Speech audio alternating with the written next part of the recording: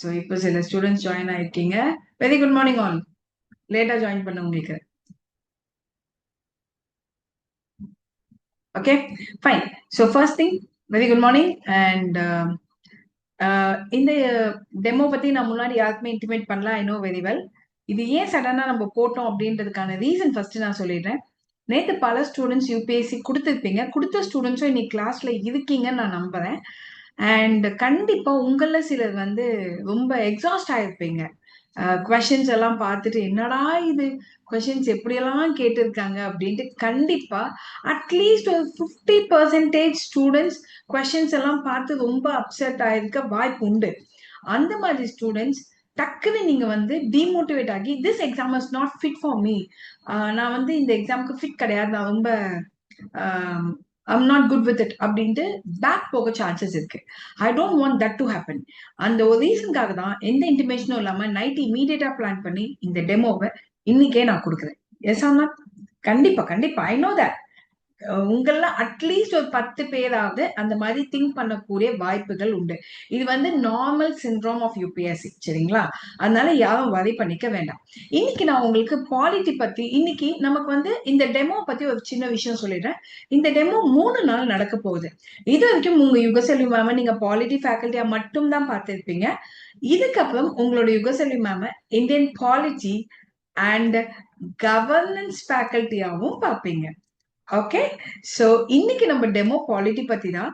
But நாளைக்கு உங்க demo is about governance. ஓகேங்களா? So polity, governance and polity current affair. நமக்கு இந்த டெமோ 3 days நடக்க போகுது. So today's demo is about polity and tomorrow the demo is about governance and the third day the demo is about the polity related current affair. சரிங்களா? So இந்த 3 நாள் டெமோவை miss பண்ணாம attend பண்ணுங்க.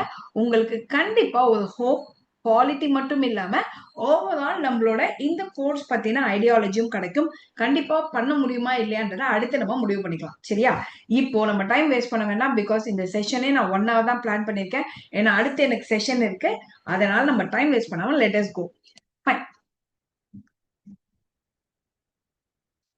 So why polity is needed for UPSC? First நம்ம அடிப்படையா தெரிஞ்சுக்க வேண்டிய விஷயமே இதுதாங்க. நிறைய ஸ்டூடெண்ட்ஸ்க்கு பாலிட்டி ஏன் யூபிஎஸ்சிக்கு தேவைன்றது தெரியாமலே நம்ம எக்ஸாமுக்கு படிச்சுட்டு இருக்கோம். ஃபைன்.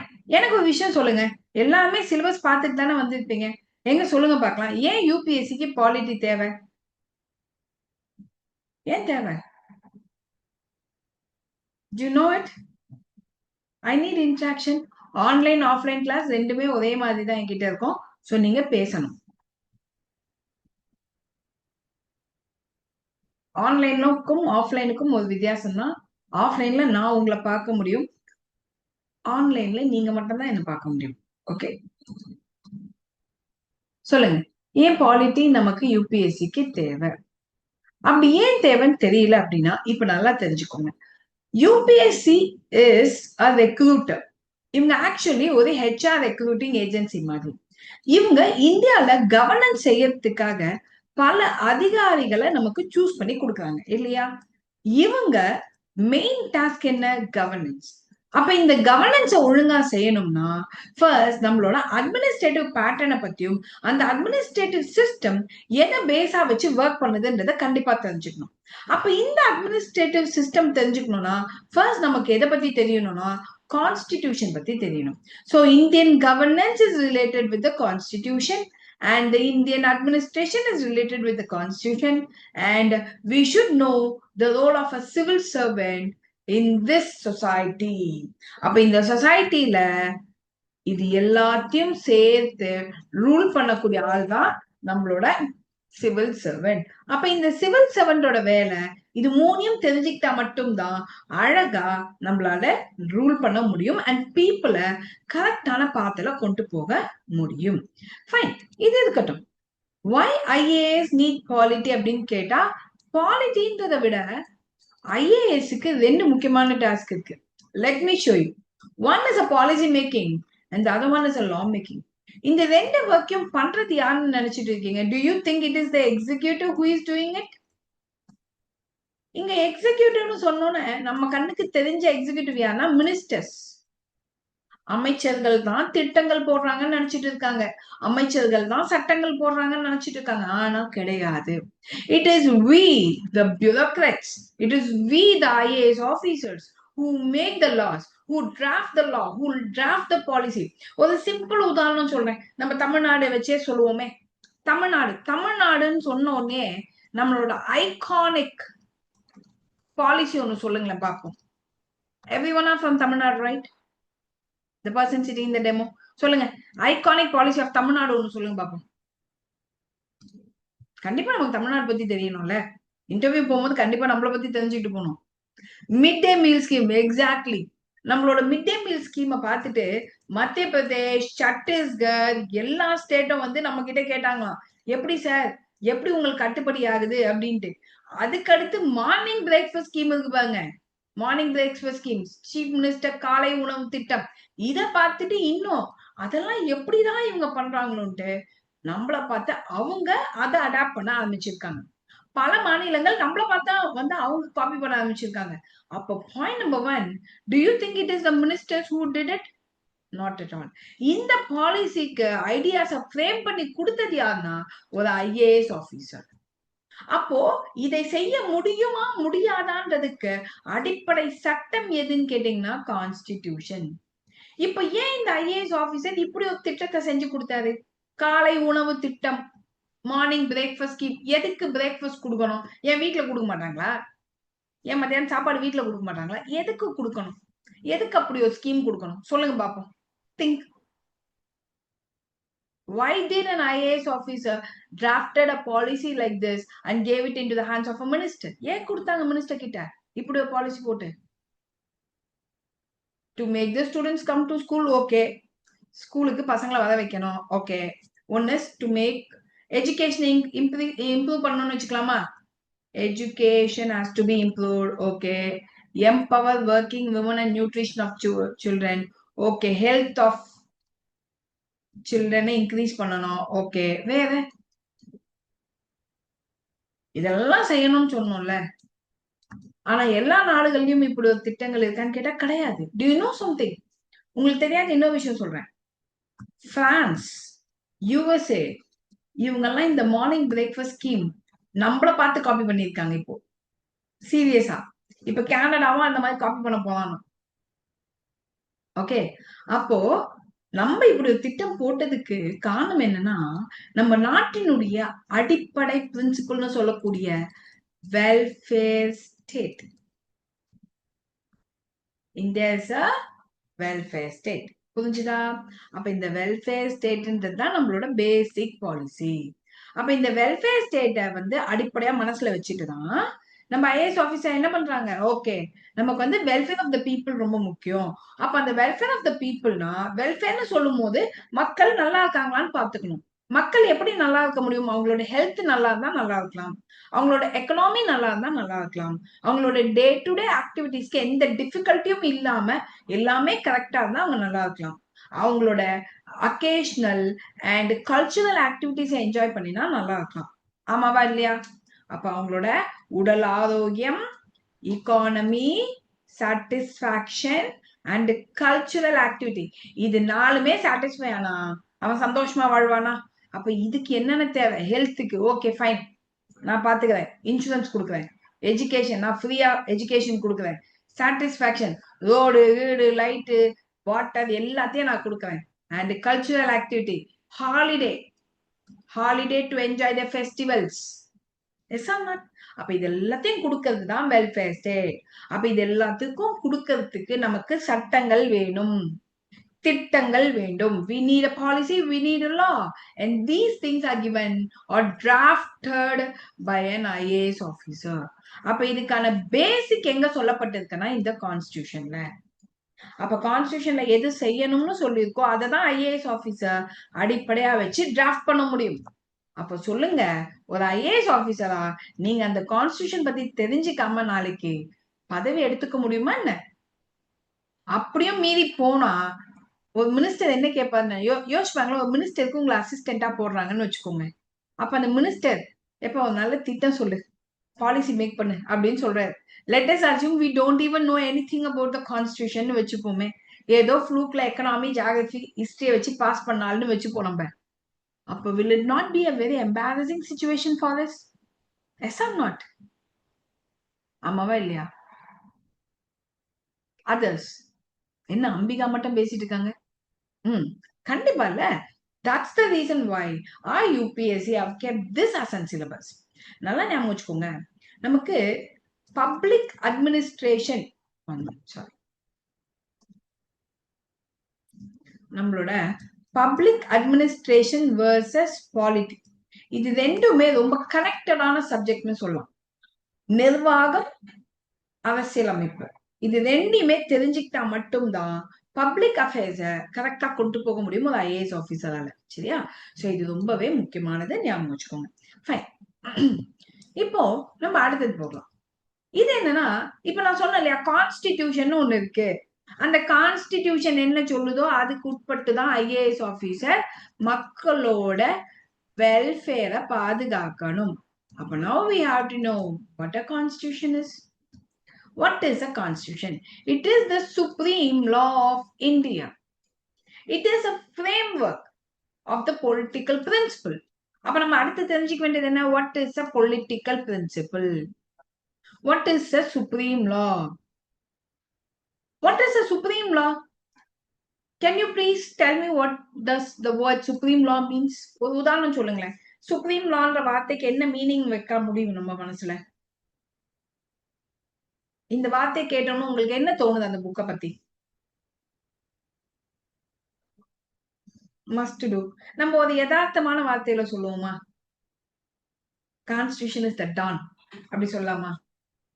யதார்த்தமான வார்த்தை. சி, நமக்கு வந்து பாலிட்டியில வந்து ரொம்ப பயங்கரமா காம்ப்ளிகேட்டடான வேர்ட்ஸ்ல தான் படிக்கணும்லாம் கிடையாதுப்பா. ரொம்ப சிம்பிளான வேர்ட்ஸ்ல நம்ம யதார்த்தமா அதை புரிஞ்சுட்டாலே அதை அழகா எழுத ஆரம்பிச்சிடலாம். It's such a lovely subject. Okay, fine. Can we say it's a dawn of India? அப்ப டானை தாண்டி நம்ம ஏதாவது செய்ய முடியுமா? டான் சொல்றதுதான் எல்லாம் செய்யணும். That's the reason it's called the Supreme Law of India. First thing. And number two, அந்த டான் யாருக்கு என்னென்ன வேலைன்னு அலோகேட் பண்ணிருக்கோம் அவனை தவிர யாரும் வாயை திறக்கவே கூடாது. ஃபார் எக்ஸாம்பிள், இப்போ சரி, நம்மலாம் பீப்புள் ஆஃப் இந்தியா, ஆமாவா இல்லையா? நம்மலாம் பீப்புள் ஆஃப் இந்தியாவா இல்ல சிட்டிசன் ஆஃப் இந்தியாவா? அவை people of India, citizen of India? சொல்லுங்க.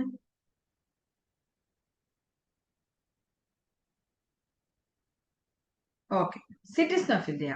Okay, both correct. நம்ம ரெண்டுமே. இப்ப பல பேருக்கு இந்த ரெண்டு வார்த்தைக்கும் வித்தியாசம் தெரியாது. இன்ஃபேக்ட் பீப்புள் அப்படின்னு சொல்லும் போது சிட்டிசனையும் சேர்த்துப்பாங்க, ஓகே, நான் சிட்டிசன்ஸையும் சேர்த்துப்பாங்க. தட் இஸ் ஃபாரினர்ஸ் யாராவது இந்த நிமிஷம் இந்தியால இருந்தா அவங்கள பீப்புள் ஆஃப் இந்தியான்னு சொல்லுவாங்க. ஏன்னா அவங்களையும் பாதுகாக்க வேண்டியது நம்ம கடமை. சரியா? ஆனா சிட்டிசன் ஆஃப் இந்தியான்றவங்க one who enjoy the rights, இந்தியால ரைட்ஸ் அனுபவிக்கிறவங்க சிட்டிசன் ஆஃப் இந்தியா. சரியா? அப்ப சிட்டிசன்றது பலமான டிவைஸ், ஆமாவா இல்லையா? இப்ப அந்த கான்ஸ்டிடியூஷன்ன்றது புக்கு, அது பேசாது, அது புக்கு. இப்ப அந்த புக்குக்கு அடுத்து டான் யாரு? Who is the next don? சொல்லுங்க. Who is the next don? நம்ம தானே. Oh, we. சரி, எனக்கு ஒரு விஷயம் சொல்லுங்க. நாளைக்கு நம்ம ஒரு லா மேக் பண்ணணும்னு ஆசைப்படுறோம்னு வச்சுக்கோங்க. நம்ம மேக் பண்ண முடியுமா? Is it possible? என்ன இப்பதான் சொன்னீங்க நம்ம தான் டான்ட்டு, ஆனா நம்ம செய்ய முடியாதுன்றீங்க? we are the dons, right? then obviously நம்ம செய்ய முடியணும்ல. என்னப்பா டான்னா அப்ப பவர் இருக்கணும்ல. அது எப்படி அண்டர்ஸ்டாண்ட்? அப்போ கான்ஸ்டிடியூஷன் நம்மள பவர்ஃபுல்னு சொல்லி இருக்கு. ஆனா கான்ஸ்டிடியூஷன் என்ன சொல்லியிருக்குன்னா எல்லாரையுமே லிமிட்டட் பவர்ஃபுல்னு சொல்லியிருக்கு. யார்கிட்டயுமே அதிகப்படியான அதிகாரங்களை கொடுக்கல, including the people of India. ஏன்னா கான்ஸ்டிடியூஷன் மேக்கர்ஸ் நல்லா புரிஞ்சு வச்சுதான் புக் எழுதியிருக்காங்க.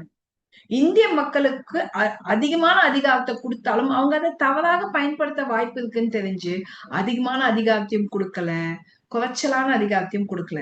அட் த சேம் டைம் இந்திய மக்கள் நினைச்சா ஒரு சட்டத்தை கொண்டு வர முடியுமானா கொண்டு வரலாம், ஆனா நேரடியாக கிடையாது. புரிஞ்சுதா? இப்ப இது வரைக்கும் புரிஞ்சுதா நான் சொன்னது? வாட் இஸ் அ கான்ஸ்டிடியூஷன்னா it is the supreme law of the land. அப்ப அந்த supreme law of the land தான் நம்மளோட ஃபண்டமெண்டல் பொலிட்டிக்கல் சிஸ்டம். அதாவது யார் யார் எதை செய்யணும், அந்த பொலிட்டிக்கல் பிரின்சிபல்ன்றது யார் யார் எதை செய்யணும், யார் யாருக்கு என்னென்ன அதிகாரம்ன்றத டிசைட் பண்றதுதான் த political system. Who does what and who has what power. இத சொல்றதுதான் அந்த political system. Is that clear? Now let us go. சரி, இப்ப இந்த கான்ஸ்டிடியூஷன் எதை ப்ரொவைட் பண்ணுதுன்னா கவர்மெண்ட் இன்ஸ்டிடியூஷனுக்கு அதற்கான ஸ்ட்ரக்சர், அதற்கான ப்ரொசீஜர், அதற்கான பவர் அண்ட் டியூட்டிஸ். நான் சொன்னேன் இல்லையா, இந்த கான்ஸ்டிடியூஷன் சொல்லாம யாரும் எதையுமே செய்யக்கூடாது. ஃபார் எக்ஸாம்பிள், இப்போ ஒரு உதாரணம் கேட்போம். Do we all have the right to sleep? காலையில 9 மணிலேருந்து அடுத்த நாள் காலையில 9 மணி வரைக்கும் can we sleep? Do we all have that rights in India? Who said? யார் சொன்னா? Can you prove that?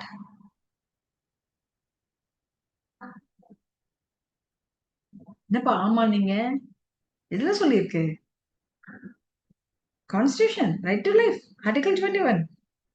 That's the thing. இப்போ ஆர்டிகல் 21ல தூங்கலான்ட்டு எல்லாம் சொல்லவே இல்லை. ரைட் டு லைஃப் அவ்வளவுதான் சொல்லியிருக்கு. அப்போ இந்த கான்ஸ்டிடியூஷன் தான் யார் யாருக்கு என்ன ரைட்ஸ் சொல்லும்னு நான் சொன்னேனா? அப்போ கான்ஸ்டிடியூஷன் கவர்மெண்ட் இன்ஸ்டிடியூஷன் சொல்லக்கூடிய கவர்மெண்டா இருக்கட்டும், அந்த கவர்மெண்டினுடைய executive, legislature, judiciary, as well as நம்மள கூட எடுத்துப்போம் பீப்புள், நம்ம எல்லாருக்கும் என்ன ஸ்ட்ரக்சர், என்ன ப்ரொசீஜர், என்ன பவர், என்ன டியூட்டி, இது எல்லாத்தையுமே கான்ஸ்டிடியூஷன் தான் ப்ரொவைட் பண்ணும். அப்படி ப்ரொவைட் பண்ணாதான் அது செய்ய முடியும். கவர்மெண்ட்டுக்கு கூட எதை டியூட்டியா சொல்லியிருக்கோ அதை செஞ்சுதான் ஆகணும். ஃபார் எக்ஸாம்பிள், கவர்மெண்டோட ஒன் ஆஃப் அ டியூட்டி நான் சொல்றேன். Governments one duty is to take care of old age. சரியா? அரசாங்கத்தினுடைய ஒன் ஆஃப் அ கடமை என்ன? வயதானவர்களை பார்த்து கொள்ளுதல். To take care of old age. இப்ப எனக்கு சொல்லுங்க, இதுக்கு ரிலேட் பண்ணி கவர்மெண்ட் கொண்டு வந்த பாலிசி ஒண்ணு சொல்லுங்க.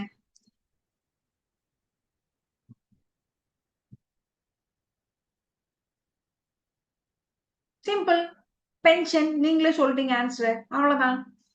புரியுதுங்களா வித்தியாசம்? அப்போ அப்போ நம்மளோட பென்ஷன்ன்றது the government is giving this work and based on that duty the government is making a policy.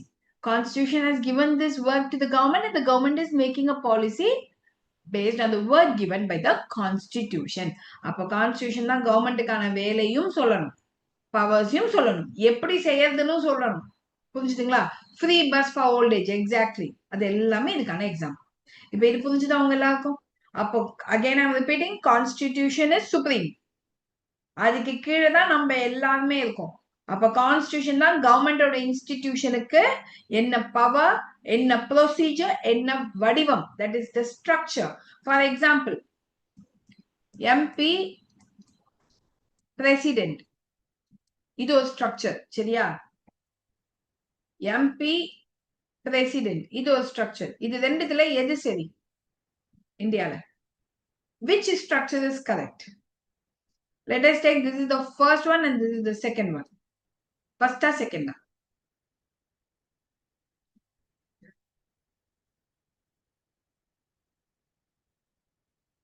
First ஒன்னு சொல்றீங்க இல்லையா?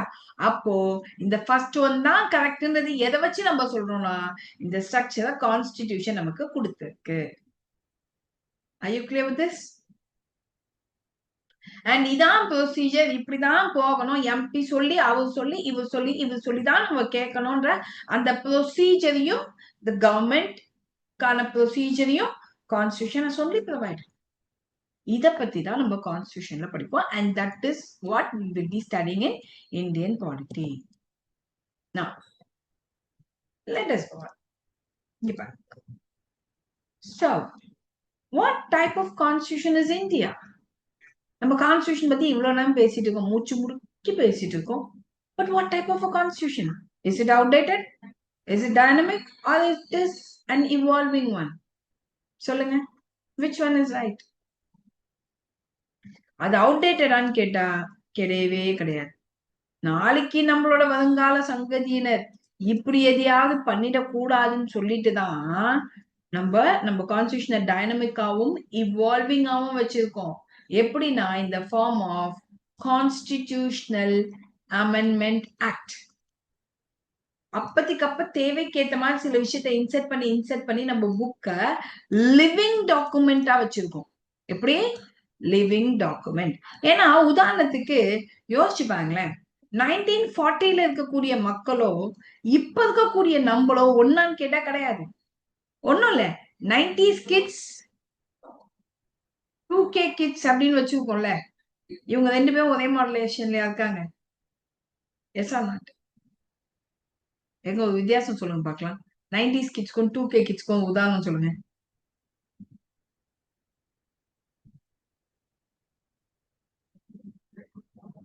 ஒரு சிம்பிளான லைவான ஒரு எக்ஸாம்பிள் சொல்லுங்க.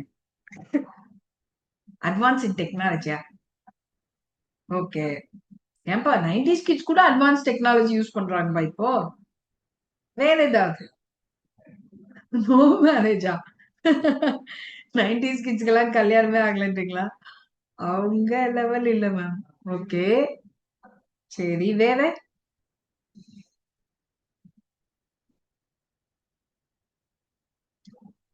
Psychological change. Okay.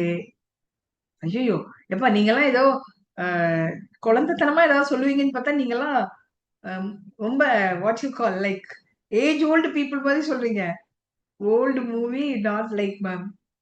Street cricket. ம். ஒரு சிம்பிள் உதாரணம் சொல்லணும்னா 90s கிட்ஸ் இப்பவுமே ரிமோட் கண்ட்ரோல் கார் வச்சு விளையாடிட்டு இருப்பான். 2K கிட்ஸ் மொபைல்ல வந்து கார் கேம் விளையாடிட்டு இருப்பான். Yes or not? Madan Kumar சொன்னார் பாருங்க, அதுதான் உண்மை. S or not? சோ எதுக்கு நம்ம சொல்றோம்னா people are changing, their needs are changing. அப்ப நான் ஒண்டி புக்க மட்டும் எழுதி வச்சுட்டு அதை மாத்தவே கூடாதுப்பா, இதுதான் ரொம்ப ஸ்ட்ரிக்ட் புக் அப்படின்னு நான் சொல்லி வச்சிருந்தேன்னு வச்சுக்கோங்களேன். If I am a constitution maker, 1940 book எழுதின, அதாவது 1950 புக் எழுதின கான்ஸ்டிடியூஷன் அசம்பிளில நானும் ஒரு மெம்பர்னு வச்சுக்கோங்க. இந்த புக்கு தான் கான்ஸ்டன்ட், இதை மாத்தவே கூடாது அப்படின்னு ஒரு ஸ்ட்ரிக்ட் ஆபீசரா புக்க வச்சிருந்தா பை திஸ் டைம் அந்த புக்கை எல்லாரும் என்ன பண்ணிருப்பீங்க? அட தூக்கி ஓரமா வைப்பா, it is of no use, இப்ப இருக்க மக்களும் அப்ப இருந்த மக்களும் ஒண்ணா அப்படின்னு சொல்லியிருப்பாங்க. அப்ப இது அவுடேட்டட் புக்கா இருக்கும்.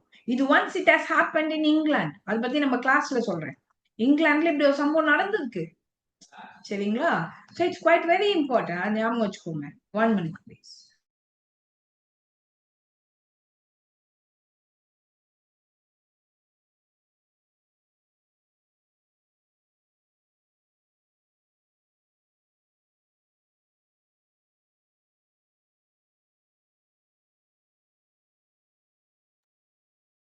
சரியா? சோ இதுதான் வித்தியாசமே. அப்ப நம்ம என்ன பண்றோம்? To have a dynamism, constitutional amendment சொல்லி நம்ம constitution makers ஒரு provision வச்சிருக்காங்க. So constitution is a dynamic document. It has evolved from time to time to reflect this aspiration of the people. ஏஷ்டது கிடையாது, பீப்புளுக்கு என்ன தேவையோ அதை இதுல ரிஃப்ளெக்ட் பண்றோம்.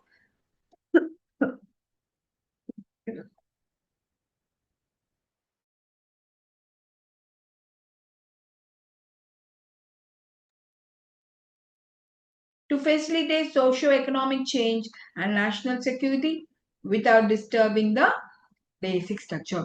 Basic structure disturb பண்ணாம எதை வேணாலும் நம்ம பண்ணலாம். ஓகே. அண்ட் கான்ஸ்டிடியூஷனோட ஆர்கன்ஸ்னு பார்க்கும்போது மக்கள், கவர்மெண்ட், ஜுடிஷியரி, இது 3 தான் கான்ஸ்டிடியூஷனோட ஆர்கன்ஸ். இந்த 3 பத்தியும் தான் நம்ம டெப்தா படிப்போம் பாலிட்டில. ஃபார் எக்ஸாம்பிள் பீப்புள் பத்தி பாத்தீங்கன்னா பீப்புளோட ரைட்ஸ் பத்தி படிப்போம், பீப்புளோட டியூட்டிஸ் பத்தி படிப்போம்.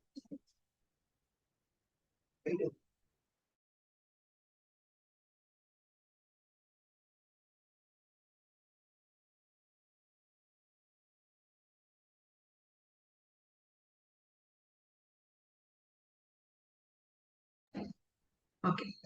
And when it comes to the government, okay, government in vanda, it is the executive பத்தி படிப்போம், legislature பத்தி படிப்போம், and judiciary பத்தி வரும்போது high court and supreme court பத்தி படிப்போம். So organs ஓட அதிகாரங்கள் என்னென்ன கான்ஸ்டிடியூஷன்ல சொல்லி இருக்குன்றது தான் நம்ம இந்த பாலிட்டில படிப்போம். Now let us see government. Governmentல legislature, executive, judiciary பிரிக்கும் போது, now let us see who is legislature, executive, judiciary. இங்க பாருங்க, who are executives? அந்த பேரே அழகா இருப்பாங்க.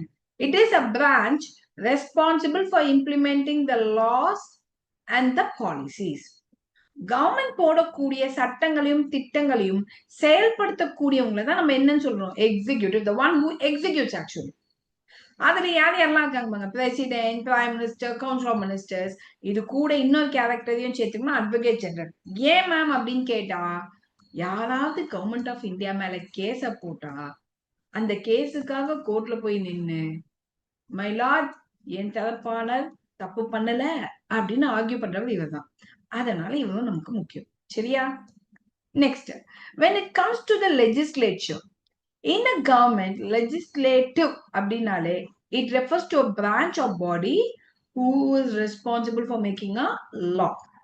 Parliament of India, that is represents the will of the people. So அப்ப parliament என்ன சொல்றது? It is the one that is representing the will of the people. நம்மளோட எண்ணத்தை வெளிப்படுத்தக்கூடிய வீடு எதுனா பார்லிமெண்ட் தான். எப்படி சொல்லுங்க? பிகாஸ் நம்ம ஓட்டு போட்டு அனுப்பின எம்பி, இங்க இருக்கக்கூடிய எம்பி நமக்கு ஒரு ப்ராப்ளம்னா அந்த ப்ராப்ளமுக்காக வாய்ஸ் கொடுப்பாங்க. அப்போ நம்ம பேச நினைக்கிறதா அந்த எம்பி பேசுவோம். அப்போ that's the reason why we call this person as the one who represents the will of the people. Are you clear? And this parliament follow the system called bicameralism. This bicameralism is in turn derived from UK. UK பார்லிமெண்ட்ல இருக்கக்கூடிய method தான் bicameralism. Bicameralismனா existence of two ஹவுஸ்ன்னு சொல்லுவாங்க. 2 வீடுகள் கொண்ட அமைப்பை பைகேமரலிசம்னு சொல்லுவாங்க. இதுக்கு ஆப்போசிட்டா இன்னொரு பேட்டர்ன் இருக்கு, அதுக்கு பேரு யூனிகேமரலிசம். யூனிகேமரலிசம்னா ஒரு வீடு மட்டும் இருக்கும். ஆனா இந்தியால bicameralism is followed both at union and at the state. மத்திய மாநில அரசு ரெண்டுத்திலுமே பைகேமரலிசம் தான் ஃபாலோ பண்ணணும்னு சொல்லப்பட்டிருக்கு. இப்ப நமக்கு இம்மீடியட்டா தோணும், மேம் ஆனா ஸ்டேட்ல 2 வீடு இல்லையே அப்படின்ட்டு. நல்லா ஞாபகம் வச்சுக்கோங்க, நம்ம கான்ஸ்டிடியூஷன் அசம்பிளி என்ன பண்ணாங்கன்னா ஸ்டேட்ஸுக்கு ஒரு ஆப்ஷன் கொடுத்தாங்க. என்னன்னா, நீ ஒண்ணு யூனிகேமல் அல்லது பைகேமல் எது வேணாலும் வச்சுக்கோ அப்படின்ட்டு. ஏன் மேம் ஸ்டேட்டுக்கு மட்டும் இப்படி ஒரு ஆப்ஷன் கொடுத்தாங்க அப்படின்னா, அன்னைக்கு இருந்த எல்லா ஸ்டேட்டுமே எக்கனாமிக்கலி ஸ்ட்ராங்கா இருந்தாங்களான்னு கேட்டா கிடையாது. இப்ப நம்ம 2 வீடு வச்சுக்கிட்டா என்ன பிரச்சனைனா, சம்பளம் கொடுக்கணும். 2 வீட்டுல இருக்கக்கூடிய மெம்பர்ஸ்க்கும் செலவு உண்டு. அப்ப எல்லா ஸ்டேட்டாலையும் அதை அடாப்ட் பண்ண முடிஞ்சுதான்னு கேட்டா கிடையாது. தட்ஸ் த ரீசன் வை சில மாநிலங்கள் மட்டும் 2 வீடு வச்சுக்கிட்டாங்க. உதாரணத்துக்கு நம்ம பக்கத்து ஸ்டேட் சொல்லக்கூடிய ஆந்திர பிரதேஷ், தெலுங்கானா, இவங்க எல்லாம் 2 ஹவுஸ், பட் நம்ம 2 ஹவுஸ் வச்சுக்கலாம். தமிழ்நாடு பாத்தீங்கன்னா 1986 வரைக்கும் நம்ம கூட வச்சிருந்தோம், அதுக்கப்புறம் அபாலிஷ் பண்ணிட்டோம். But as per the constitution bicameralism என்பது 2 வீடு, அது யூனியன் அண்ட் ஸ்டேட் ரெண்டுத்திலுமே அடாப்ட் பண்ணணும். சரியா? Next one. Now, what is bicameralism? So, Indian bicameralism is the parliament. Parliament consists of Rajya Sabha and Lok Sabha. In the word பாருங்களே, லோக், லோக் அப்படின்ற வார்த்தைக்கு என்ன மீனிங்னா மக்கள். சபா, சபா என்றாலே சபை, அசம்பிளி. அப்போ people plus assembly is called Lok Sabha. அப்ப இது என்ன மேம் அப்படின்னு கேட்டீங்கன்னா அகைன் இதையுமே நம்ம பிரிச்சுக்கலாம். ராஜ்ய சபா. ராஜ்யம் மீன்ஸ் கவர்மெண்ட். ராஜாங்கத்தின் அசம்பிளி.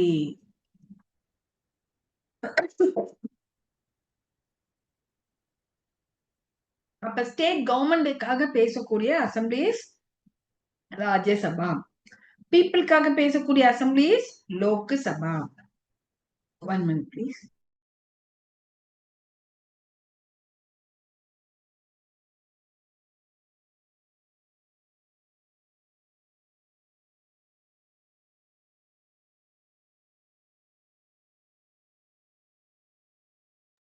இன்ஃபேக்ட் நம்ம வந்து இது foundation.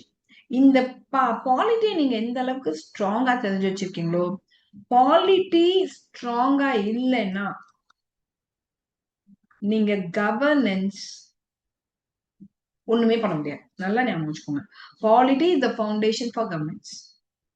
Polity is the foundation for you to click both the films and the means. இப்ப நம்ம லோக்சபால பாத்தீங்கன்னா 2 வகையான எம்பி இருப்பாங்க, எலெக்டட் அண்ட் நாமினேட்டட். அதே மாதிரி ராஜ்யசபால 2 வகை, எலெக்டட் அண்ட் நாமினேட்டட். இப்ப இந்த நாமினேட்டட் யார் நாமினேட் பண்ணுவாங்கன்னா பிரசிடென்ட்.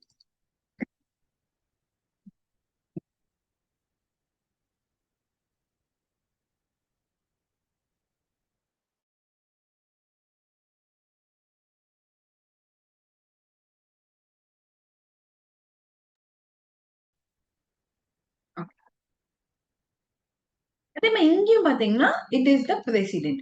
பட் இந்த நாமினேட்டட் எம்பி ஆக்சுவலி பாத்தீங்கன்னா ஆங்கிலோ இந்தியன். இந்த ப்ரொவிஷன் இப்ப கிடையாது.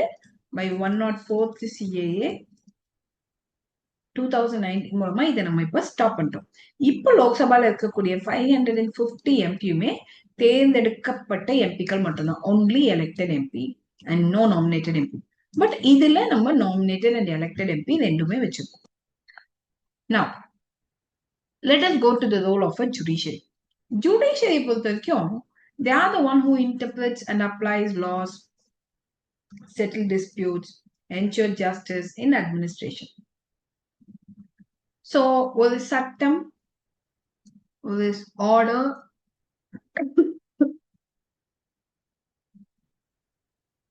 is it violating constitution or not? இதை கண்டுபிடிக்கிறது தான் ஜுடிஷியரியோட வேலை. அப்ப can I say judiciary like this, judiciary is the guardian of constitution அப்படின்னு சொல்லாமா கூடாதா? Can I say it in this way? Because இந்த புக்கை வயலேட் பண்ணதா இல்லையான்னு பாத்துக்கிட்டே இருக்கக்கூடிய ஆள் தான் நம்ம ஜுடிஷியரி. அப்ப can I say is the Guardian? அதுதான் இங்க சொல்றோம்.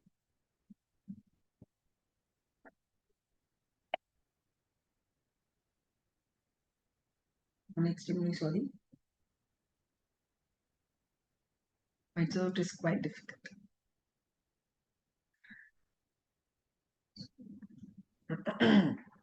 Okay. So Supreme Court, ma'am, 545 only elect ஆகலாம். ஆக்சுவலி பாத்தீங்கன்னா மேக்சிமம் 550 வரைக்கும் வச்சுக்கலாம் கார்த்திக். ஓகேங்களா? பட் இப்போ நம்ம வச்சிருக்கிறது பாத்தீங்கன்னா 543 தான் வச்சிருக்கோம். மேக்சிமம் 552. அந்த 2 தான் எடுத்துட்டோமே.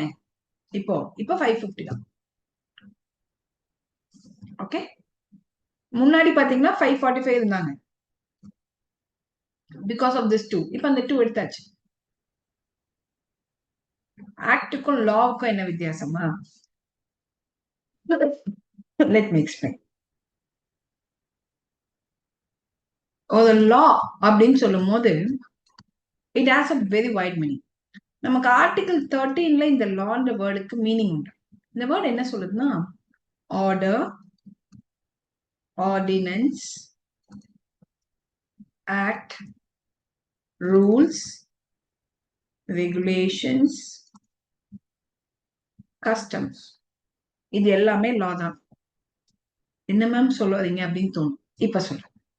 ஆர்டர் அப்படின்றது நம்மளோட ஜிஓன்னு சொல்றாங்களே, நம்ம பிரசிடென்ட், பிரைம் மினிஸ்டர் இவங்க எல்லாம் சேர்த்து போடக்கூடியத அரசாணை கவர்மெண்ட் ஆர்டர்னு சொல்லுவாங்க, அதுவும் லா தான்.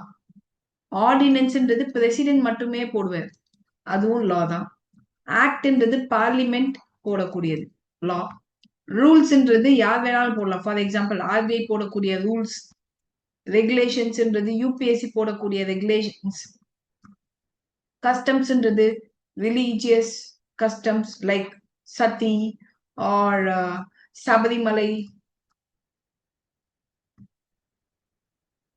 சபரிமலை பெண்கள் போக கூடாதுன்னு சொன்ன கஸ்டம்ஸ், இது எல்லாமே லா தான். Triple talaq, exactly. அப்ப லான்றது ஒரு வைட் மீனிங். அதுல ஒன் வேர்டு இஸ் ஆக்ட். ஆக்ட்ன்றது பார்லிமெண்ட் போடக்கூடியது ஆக்ட்னு சொல்லுவோம். புரியுதுங்களா மதன்குமார்? பட் இது எல்லாமே என்ன, எதெல்லாம் நம்ம கட்டாயம் ஃபாலோ பண்ணியே ஆகணுமோ அது எல்லாமே என்னன்னா லா. போடக்கூடிய ஆளை வச்சு அந்த வார்த்தைகள் வித்தியாசப்படும். இப்போ ரிலீஜன் போடுனா கஸ்டம்ஸ், ஒரு ரிலீஜன்ல ஒரு பர்டிகுலர் ரூல்ஸ் ஃபாலோ செய்யப்படுதுன்னா கஸ்டம்ஸ். ஆர்பிஐ போட்டுச்சுன்னா ரூல்ஸ். நோட்டிபிகேஷன்ஸ் கூட லா தான். எக்ஸாம் நோட்டிபிகேஷன்ஸ் வருது இல்லையா, அதுவுமே லா.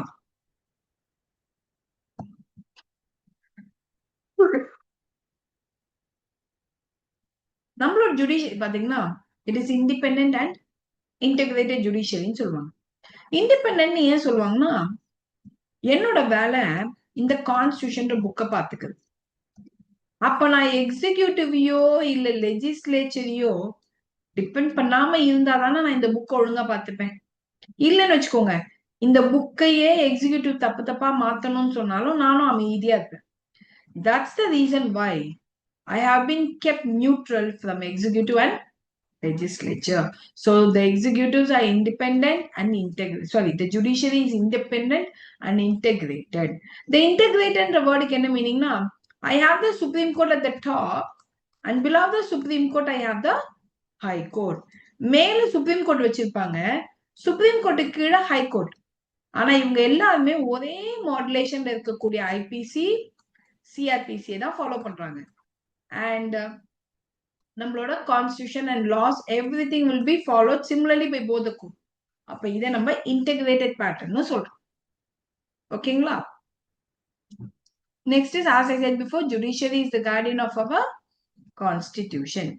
இப்போ சிட்டிசன் அப்படின்னு சொல்லும் போது நம்ம கான்ஸ்டியூஷன்ல பாத்தீங்கன்னா பீப்புள், சிட்டிசன், ரைட்ஸ், டியூட்டிஸ்னு 4 பிரிச்சு வச்சிருக்கோம். அப்ப இந்த பீப்புளுக்கு ரைட்ஸ் இருக்கான்னு கேட்டா எஸ், பீப்புளுக்கு டியூட்டி இருக்கான்னு கேட்டா எஸ், பீப்புளுக்கு மட்டும் உண்டான்னு கேட்டா கிடையாது, சிட்டிசனுக்கும் உண்டு. இப்ப நம்ம ஃபர்ஸ்ட் சிட்டிசன்னா யாருன்னு பாருங்க. Article 5 to 11 talks about the citizen. born, acquire, descend. இப்படி சிட்டிசன்ஷிப்பை 3 வகையில வாங்கலாம். இங்கே பிறந்து வாங்கலாம், அதாவது வேற நாட்டுல இருந்து வந்து அக்யர் பண்ணலாம், இல்ல என் தாத்தா கொள்ளு தாத்தா யாராவது இந்தியனா இருந்து வம்சாவளியா கூட நான் சிட்டிசன்ஷிப் வாங்கலாம். So there are multiple ways to get citizenship. But once I become a citizen,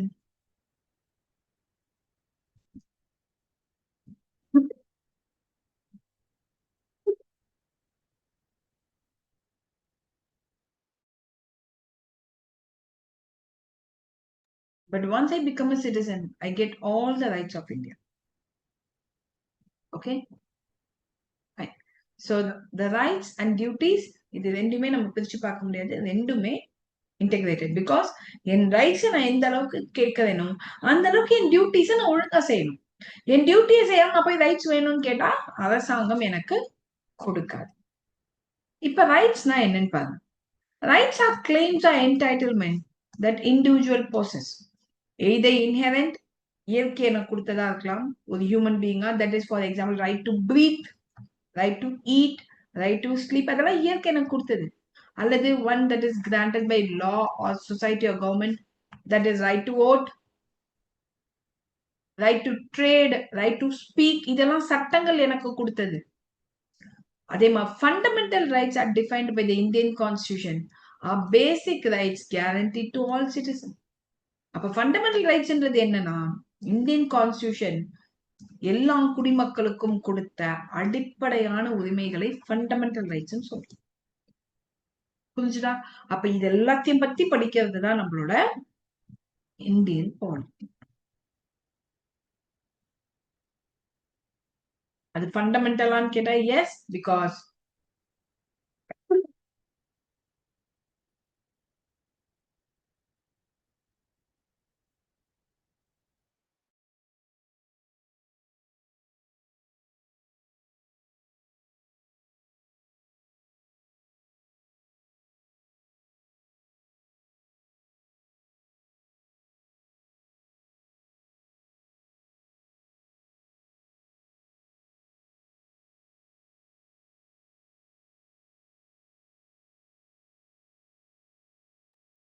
எக்ஸிகியூட்டிவா இருக்கட்டும், லெஜிஸ்லேச்சரா இருக்கட்டும், யாருமே இந்த ரைட்ஸ மக்கள் கிட்ட இருந்து எடுக்கவே முடியாது.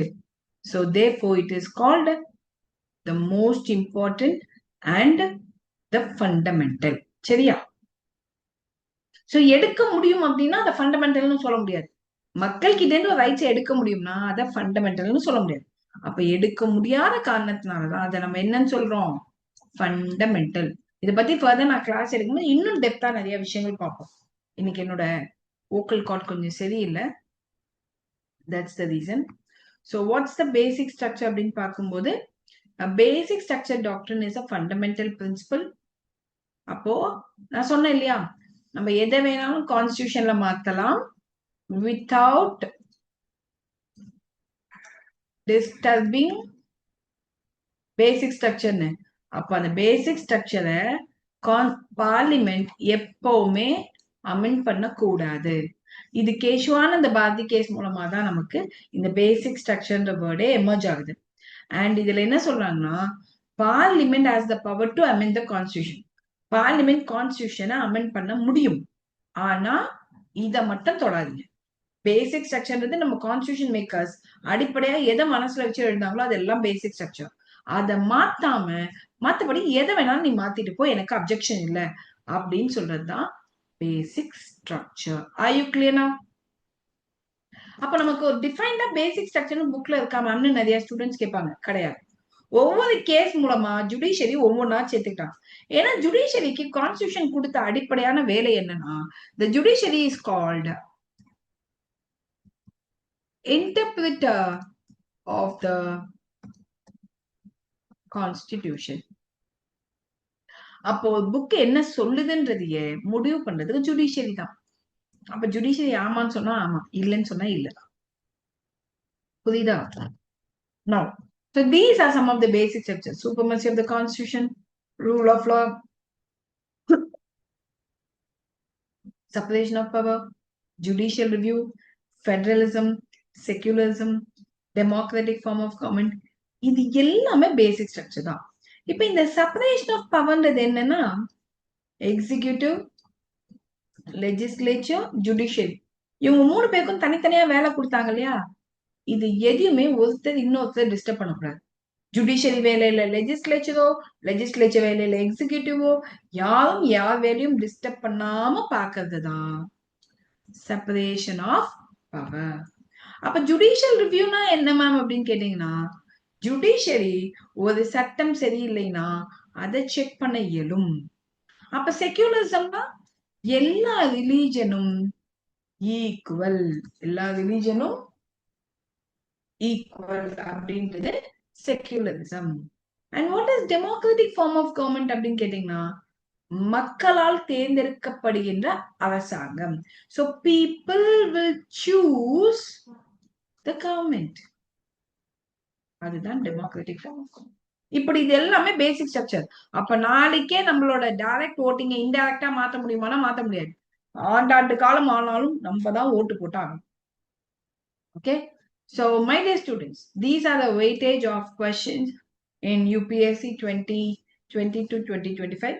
எப்பவுமே பாலிட்டிக்கான வெயிட்டேஜ் கம்மியானதே இல்லை. ஸோ எப்படி பார்த்தாலும் 15 and above தான் வந்துட்டு இருக்கு. So polity and governance are quite a very important for both prelim, mains and your interview. அதையும் ஞாபகம் வச்சுக்கோங்க. And ஒன்னு ஞாபகம் வச்சுக்கோங்க, the greatest failure is not to try. எப்பவுமே நம்ம எதையுமே முயற்சி பண்ணாம தோத்துட்டோம் நினைக்கிறது தப்புன்னு நானும் நினைப்பேன். The great personality mister Ratan Tata அவருமே அதான் நினைக்கிறாங்க. ஸோ எதுவுமே ட்ரை பண்ணாம நீங்க முடிவு பண்ணாதீங்க, ட்ரை பண்ணுங்க. ஈவன் எக்ஸாமுக்கு முன்னாடி ஒரு 30 டாபிக்ஸ் நான் போஸ்ட் பண்ணியிருந்தேன். அந்த 30 டாபிக்ஸ்ல இருந்து கிட்டத்தட்ட 8 கொஸ்டின்ஸ் ரிஃப்ளெக்ட் ஆயிருக்கு. அதுக்கான இதையும் நான் டெலிகிராம்ல ஷேர் பண்ணியிருக்கேன். ஸோ உங்களுக்கு ஹைலைட் பண்ணியே காமிச்சிருக்கேன் எந்தெந்த டாபிக்ல இருந்து கேட்டிருக்காங்கன்ட்டு. ஸோ ரிமெம்பர், எதுவுமே முடியும். சொல்றத கரெக்டா நீங்க ஸ்டெப் பை ஸ்டெப் நான் சொல்றதை நீங்க ஃபாலோ பண்ணீங்கனாலே பாலிட்டி கவர்னன்ஸ் ஈஸியா பிலிம் மெயின்ஸ் அண்ட் இன்டர்வியூக்கு நீங்க ரீச் ஆகலாம். இப்போ அப்கமிங்ல there is a module getting started for Indian polity and governance.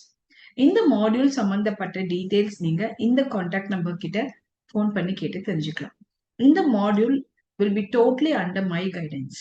And இது பாத்தீங்கன்னா first batch is starting from June 10 morning 10 AM to 11:30 வரைக்கும் உங்களுக்கு கிளாஸ் நடக்கும். கிட்டத்தட்ட உங்களுக்கு 4 month session it is a 4 month session. ஆனா ஆன் டைம்ல உங்களுக்கு கிளாஸஸ் நடந்து முடிஞ்சிடும். அதுல எந்த விதமான டிலேஸும் இருக்காது. Some students know very well about me. சொன்ன டைம்ல நான் சிலபஸ் முடிச்சு கொடுக்குறான்னு நல்லாவே தெரிஞ்ச ஆட்களுக்கு, ஐ மீன் சில ஸ்டூடெண்ட்ஸ்க்கு நல்லாவே தெரியும். ஸோ பாலிட்டி அண்ட் கவர்னன்ஸ் அதே மாதிரி தான், இன்க்ளூடிங் கரண்ட் அஃபேர். இதுல இன்னும் சில ஸ்பெஷாலிட்டிஸும் இருக்கு. ஸோ மேம் நீங்க பாலிட்டி அண்ட் கவர்னன்ஸ் மட்டும்தான் சொல்லி கொடுப்பீங்களா அப்படின்னு நினைக்கிறேன்னா, you will be under the personal mentorship also. என்கிட்ட இந்த கோர்ஸ் ஜாயின் பண்றவங்களுக்கு என்னோட பர்சனல் மென்டார்ஷிப், அது மட்டும் இல்லாம இதை தாண்டி இன்னும் பல விஷயங்கள் நான் கொடுக்கதான் போறேன். அது என்னன்றது உங்களுக்கு போக போக தெரியும். You can call to this number and get to know about what I'm going to give in that module. And I'll be supporting you with the CSAT also. That is, aptitude will be a complementary class. And உங்களுக்கு with max classes கொடுக்கும். Is that clear to you all? So many things are there for students who are going to join this class module. சரிங்களா? So miss பண்ணாம இந்த opportunity utilize பண்ணிக்கோங்க. It is online only. Sivasakthi as என்னால mobility இல்லாத காரணத்தினாலதான் நான் ஆன்லைன்ல shift ஆக ஆரம்பிச்சேன். உங்களுக்கே சில ஸ்டூடெண்ட்ஸ்க்கு தெரியும். இதுக்கப்புறம் எப்பவுமே ஆன்லைன் பிளாட்ஃபார்ம் மட்டும்தான் I'll be available. நீங்க என்ன மீட் பண்ணதா இருந்தா ஆஃபீஸ் அட்ரஸ் நான் கொடுக்குறேன். நீங்க கண்டிப்பா வந்து ஆஃப்லைன்ல மீட் பண்ணலாம். எல்லாமே இப்போ அதாவது கோவிட் உங்களுக்கு ஒரு நல்ல அட்வான்டேஜ் கொடுத்துருச்சு. நீங்க யாருமே எங்கேயுமே அலையாம உட்கார்ந்தோமா, படிச்சோமா, கொடுத்த ஒர்க்கை பண்ணோமா, சாப்பிட்டோமா, தூங்கினோமா, இப்படியே நீங்க கரெக்டா ஒரு 1 year ப்ரிப்பேர் பண்ணீங்கன்னா யூ கேன் ஷுர்லி கிளியர். ஆன்லைன்ல படிச்சு பாஸ் பண்ண நாட்கள் எவ்வளவோ அதிகம். Okay, you can call to that number Harini to get the address. Okay, ஆன்லைன்லயுமே இருக்கு.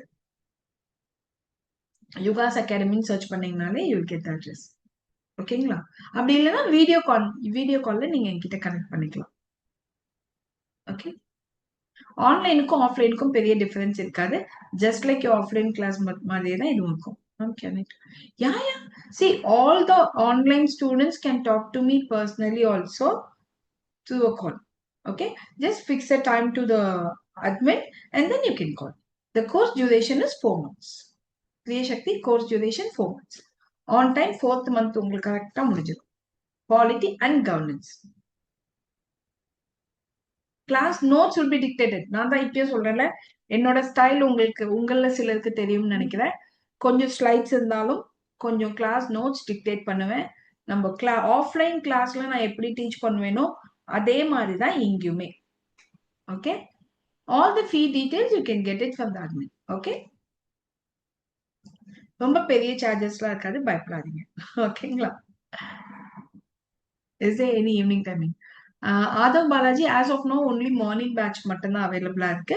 பட் என்னன்னா, சப்போஸ் நீங்க மார்னிங் பேட்ச் ஜாயின் பண்ண முடியலன்னா நீங்க அந்த பேட்ச் ஜாயின் பண்ணிட்டு ரெக்கார்டிங்ஸ் வாங்கி ஆக்சஸ் பண்ணிக்கலாம். Recordings will be provided. Suppose நீங்க ஒரு கிளாஸ் மிஸ் பண்ணிட்டீங்க, 2 கிளாஸ் மிஸ் பண்ணிட்டீங்கன்னா கவலையே பட வேண்டாம். எல்லா ஸ்டூடெண்ட்ஸ்க்கும் ரெக்கார்டிங் ப்ரொவைட் பண்ணும். அதாவது அட்டென்ட் பண்ணாத ஸ்டூடெண்ட்ஸ் நீங்க ரெக்வஸ்ட் ரைஸ் பண்ணீங்கன்னா ரெக்கார்டிங்ஸ் ப்ரொவைட் பண்ணுவோம். ஆல்ரெடி டார்கெட் G1 உங்களுக்கு சந்தேகம் இருந்தா டார்கெட் G1 அப்படின்ற ஒரு பேட்ச் நாங்க ஒரு சேலஞ்சிங் பேட்சா நான் ஸ்டார்ட் பண்ணினேன். 1 monthல G1க்கு ட்ரெயின் பண்ணேன். ஆல்ரெடி அந்த பேட்ச் இப்ப பாத்தீங்கன்னா நான் சொன்ன மாதிரி May 30th நான் சிலபஸ் முடிச்சு கொடுத்து அவங்கள ட்ரெயின் பண்ணிட்டு இருக்கேன். நீங்க வேணும்னா என்னுடைய டெலிகிராம் சேனல்லயே ஹவ் இஸ் த பேட்ச்ன்றத கூட நீங்க ஆல்ரெடி அதுல படிச்சுட்டு இருக்கிற ஸ்டூடெண்ட்ஸ் கிட்ட இன்டராக்ட் பண்ணி நீங்க டிஸ்கஸ் பண்ணிட்டு கூட if you feel comfortable then you can join the batch. Okay, and the course is starting on June 10th. Okay, and there's a demo tomorrow also at 10 a.m. on governance. இன்னைக்கு polity, நாளைக்கு governance, நாளானிக்கு polity current affair. Okay, அதாவது சடனா launch பண்ணதுனால நிறைய ஸ்டூடெண்ட்ஸ்க்கு என்னால சொல்ல முடியல. மிஸ் பண்ணாம உங்க ஃப்ரெண்ட்ஸ்க்கும் சொல்லுங்க. இந்த டெமோ யூடியூப்லயும் இருக்கும், உங்க ஃப்ரெண்ட்ஸ்க்கும் ஷேர் பண்ணி பார்க்க சொல்லுங்க. Thank you, have a great day. Okay, கண்டிப்பா கார்த்திக், இதை விட பாலிட்டி கிளாஸ் இன்னும் ஈஸியா இருக்கும். இன்னைக்கு எனக்கு த்ரோட் கொஞ்சம் சரியில்லாதனால கொஞ்சம் காஃப் டிஃபிகல்ட்டியை கிரியேட் பண்ணிடுச்சு. But your classes will be much more interesting with a lot of current affairs, day to day current affairs நம்ம அங்க டிஸ்கஸ் பண்ணுவோம். பிகாஸ் நம்ம பேப்பர் எடுத்தாலே டெய்லி பார்க்கறது பாலிட்டி, ஆமாவா இல்லையா? அப்ப பாலிட்டி கரண்ட் அஃபேரை டச் பண்ணாம டெய்லி கிளாஸே போகாது. அப்ப டெய்லி கரண்ட் அஃபேரையும் நம்ம அங்க முடிச்சு விட்டுருவோம். அண்ட் இதுக்கப்புறம் நம்ம யூடியூப்ல டெய்லி கரண்ட் அஃபேர்ஸும் என்னுடையது இருக்கும். சரிங்களா? ஸோ என்னால முடிஞ்ச அளவுக்கு என்னால பெஸ்ட் உங்களுக்கு என்ன கொடுக்க போறேன். ஸோ மிஸ் பண்ணாம என்ன பொறுத்த வரைக்கும் அது பெஸ்ட்ன்ற. ஸோ நீங்க கண்டிப்பா அதை ஃபாலோ பண்ணிக்கலாம். பாலிட்டி மீன்ஸ் யுவா. தேங்க்யூ காவ்யா. அந்த அளவுக்கு எனக்கு தெரியல, பட் எனக்கு தெரிஞ்ச நாலேஜ பாலிட்டிய இன்னும் நிறைய உங்களுக்காக நானும் படிச்சுட்டு தான் இருக்கேன். I will give you the best நான் நம்புறேன். Okay, thank you, Priya Shakti. So let us all join hands together and I'll make you better with polity and governance in the upcoming session. Not only polity and governance, as I said, know the point. நீங்க அந்த நம்பருக்கு கால் பண்ணுங்க, என்னோட மாடியூலோட ஸ்ட்ரக்சரை உங்களுக்கு explain பண்ணுவாங்க. Okay, thank you, have a great day. I'll catch you tomorrow morning at 10 a.m. because I have one more session now. Okay, bye bye.